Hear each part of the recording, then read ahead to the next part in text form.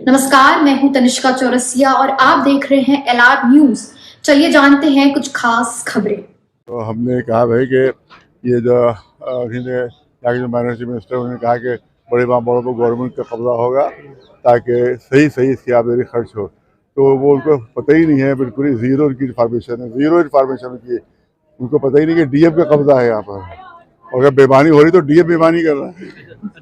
हाँ, डीएम वही बेईमानी वही कर रहा है, एडीएम सेक्रेटरी है, डीएम सदर है, सारी बेईमानी वो कर रहा है। उस पर इंक्वायरी करो, 24 साल से उससे क्यों नहीं इस पर हिसाब दिया है, असली घड़ी क्या हुई, अरबों रुपए की घड़ी गायब है। इसके अलावा जो संदल के वो लिखा था, लाली टंडन साहब ने अपनी किताब में लिखा है 200 संदल के दरख्त है, करोड़ों रुपए की कीमत वो सब गायब। ये जो यहाँ दुकानें खुली हुई हैं, इसकी पलटवाई होती है तो 5-5 लाख रुपए लिए जाते हैं, सब कहाँ जा रहे हैं। दगाड़ वाली करबला पे इतना बड़ा शीशे का बॉक्स है, हर 15 दिन बाद भर जाता है, वो लेके जाते हैं एडीएम साहब, कहाँ जाता है सब बेईमानी के इल्जाम हम पर लगा रहा है, जो तुम्हारे अफसर बेईमानी कर रहे हैं, इन्हीं के बहुत इन्हीं के सिफारिश करेंगे। इनकी बेईमानी 100% साबित है, उसको सिफारिश माफ करोगे तो। अगर एक सवाल सबसे ज्यादा बेईमानी डीएम ने की है वक्त कमिटमेंट बिल के बारे और में। दूसरी चीज ये है कि तोसा ये जाके शाही शफाखाना चौक में देख लीजिए, पूरा बेच दिया गया। किसके अंडर पे? कमिश्नर के। पूरा शाही शफाखाना बेच डाला गया, 1 इंच उसमें जमीन बाकी नहीं है, सब बेच डाला गया है, दुकानें खोल दी। और जो सहनचिया उसमें 3,000 कमरे जो मरीजों के आने के लिए थे, वहां के रुकेंगे, इलाज करेंगे, वो सब बेच दिए गए कमिश्नर के अंडर में, कमिश्नर के अंडर में। और वहां जहां पर हकीम बैठते थे, मरीज आते थे, वहां कुत्ते लौट रहे हैं, सारे पैसे खा गए, करोड़ों करोड़ कमिश्नर के अंडर में। जांच कमेटी बनाई जाए इसको लेकर, आपका मानना है? जांच कमेटी क्या, इनके खिलाफ कार्रवाई हो सीबीआई के जरिए से। सीबीआई में खैर हुकूमत की पिट्ठू होती है, लेकिन इनके रिटायर्ड जज के जरिए से, हाईकोर्ट के रिटायर्ड जज के जरिए से, सीबीआई नहीं, वो पिट्ठू है। उसके रिटायर्ड जज के जरिए इंक्वायरी हो। बिल जो है वो अमेंडमेंट कहाँ हुआ, वक्फ खत्म बिल है, वो बहुत बर्बादी बिल, सांप का बिल, तो हमने कह दिया है। और उसमें उन्होंने कहा कि साहब कागज पेश कीजिए, कागज पेश के दिल्ली की जामा मस्जिद का 13 अवसर की फसली है, 13 अवसर की फसली। सवाल ये कि सब शर्तें मस्जिदों के लिए क्यों लगाई जा रही, मंदिरों के लिए क्यों नहीं लगाई जा रही है?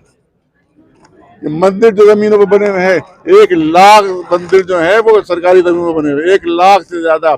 जाओ देख लो, अभी कोतवाली जाकर देख लो, बना कि नहीं बना। कोई ऐसी पुलिस चौकी नहीं है जहां मंदिर न बना हो सरकारी जमीन पर। तुम मस्जिदों के दुश्मन हो खाली, सारी तो इलेक्शन जीतने के लिए मुसलमानों को तबाह करो। यहाँ की पॉलिसी इसराइल में बनती है, पॉलिसी इसराइल बनाता है, अमल ये करते हैं। पूरी पॉलिसी यहाँ की इसराइल बनती है, जो मुसलमानों को दुश्मन है। वहाँ पॉलिसी बनती है मुसलमानों को तबाह कर रही, अमल उसको ये करते हैं। इनकी अपनी कोई पॉलिसी नहीं, वहाँ बनती है पॉलिसी।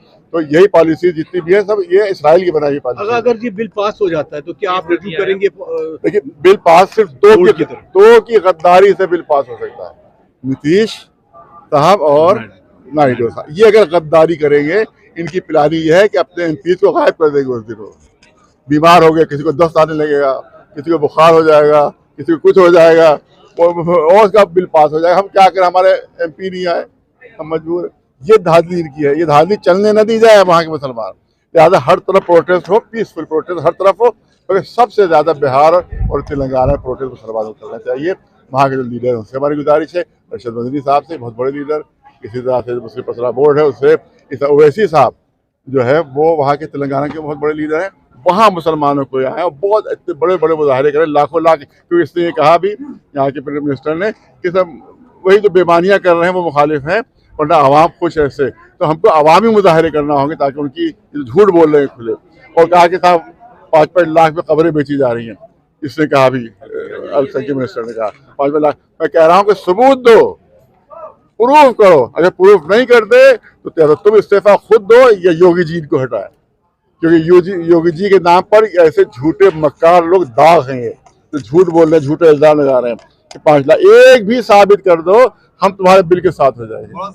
ये यूपी में 1952 की 1359 फसली पे जो है माना जा रहा है, जबकि 1977 से लेकर 88 तक सर्वे गवर्नमेंट ने खुद कराया था। तो उसमें जो प्रॉपर्टी निकल के आई थी उसको ना मान के 1952 की फसली पे मान रहे हैं, इस पर आपको क्या कहना है? इसका मतलब यह है कि इनके खुद अपने जो गवर्नमेंट अफसरान, उन पर कोई भरोसा नहीं है, उन पर भरोसा नहीं है। तो जब उन पर भरोसा नहीं कर रहा तो डीएम पे सपोर्ट कैसे कर रहा था वक्फ, जब तुमको खुद भरोसा नहीं उनके ऊपर।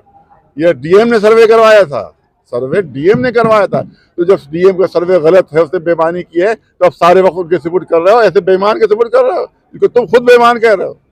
और यहाँ इंक्वायरी करो, अरबों रुपए की बेईमानी साबित होगी, वो हुसैनाबाद के वक्त अरबों रुपए की बेईमानी साबित होगी यहाँ पर। उसी डीएम को तुम सब सपोर्ट कर रहे हो, उसी कमिश्नर को सपोर्ट कर रहे हो कि जिसने पूरा बेच डाला, पूरा शिफाखाना बेच डाला।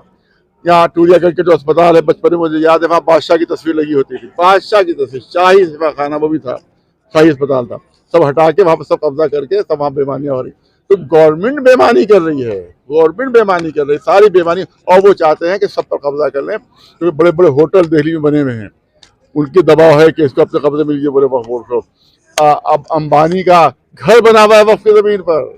अरे आप लोग कहते ही नहीं भैया, हमारी बात पहुंचाते नहीं है, आप लोग हमारी बात नहीं पहुंचाते, सब काट देते हैं बीच में।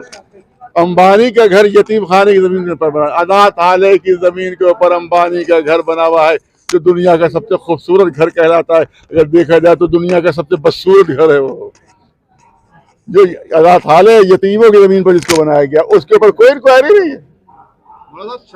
बड़े बड़े जो वक्फ है वो उसके ऊपर कब्जे हैं। इंदिरा भवन, ये शुरुआत कांग्रेस ने की है, इसलिए मैंने पिछली बार कहा था कि ये बीजेपी जो है कांग्रेस की बहुत अच्छी शिशु है, बहुत अच्छी शागिर्द है, उस्ताद कांग्रेस है, शागिर्दी के काम ये कर रहा है, सारी उसकी पॉलिसी को अमल कर रहा है जो मुसलमानों के खिलाफ है।